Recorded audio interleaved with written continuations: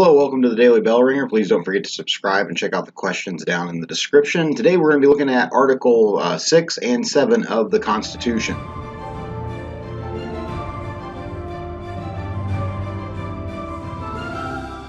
Articles 6 and 7 of the Constitution, these are the last two articles of the Constitution. We've gone through everything else, Articles 1, 2, and 3, setting up the three branches of government and the framework.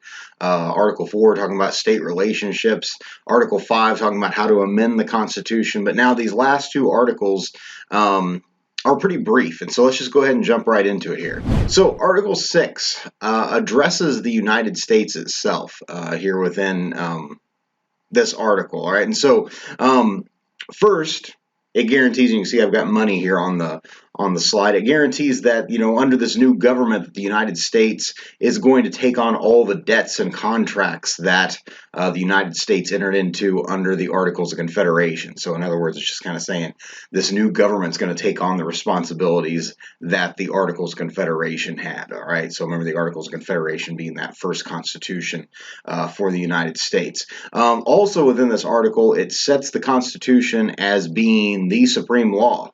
All right, that this is the law of the United States. So, if there's ever a dispute or anything like that, eventually it comes back to the Constitution. Remember, one of the primary roles of the judicial branch is to interpret the Constitution and apply it to different, circumstances going on in the United States. All right, so again, it is the supreme law of the United States. All right, and then lastly here in Article 6, it requires that anybody who is taking a public office that they have to swear an oath to the Constitution. All right, so, anytime you see a president being inaugurated, again, inauguration is basically then them being sworn in as the new president, they'll put their hand on a Bible, put their right hand up, and they'll basically have this, short little statement that they have to say when they're being sworn in by, one of the Chief Justice of the Supreme Court.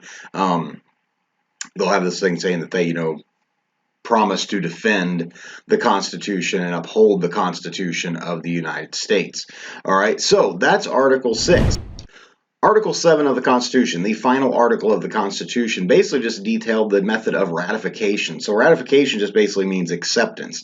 The Founding Fathers, how are we going to get this Constitution, or say that this Constitution has been accepted or approved by the United States? So of the original 13 colonies, I remember at this time there's only 13 or 13 states, they said that 9 had to approve the Constitution before it would become law.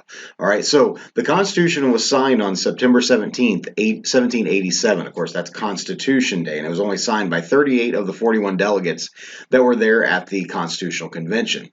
So you would just think, oh, this is automatic, that the Constitution is now law. Well, no, it took a little bit of work here because there's still some controversy there at the Constitutional Convention. For one, some of the guys there felt like the Constitution gave the federal government too much power, and that they wanted more power to be with the states. And actually, this is going to be an issue that's going to linger in the United States for quite a while, is this idea of who has more power, the federal government or the states. All right, so some of the guys there were saying that they were, what you call anti-federalists. They said that the federal government is too powerful. All right, and then the other guys that were on the side of the federal government should have more power, or the federal government has enough power here, those were federalists. All right, so that was one big issue. Another big issue was, a lot of people were saying, especially a lot of the states, were upset, saying that there should be some form of a basic statement of basic rights of citizens of the United States. And of course, we'll see the Bill of Rights will be actually added to the Constitution here fairly quickly. So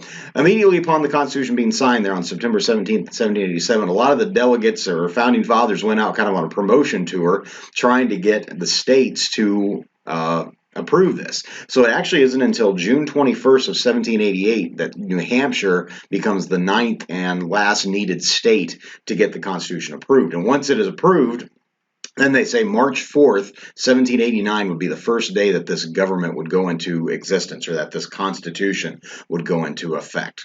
All right, so hopefully you learned something there, and thanks for watching.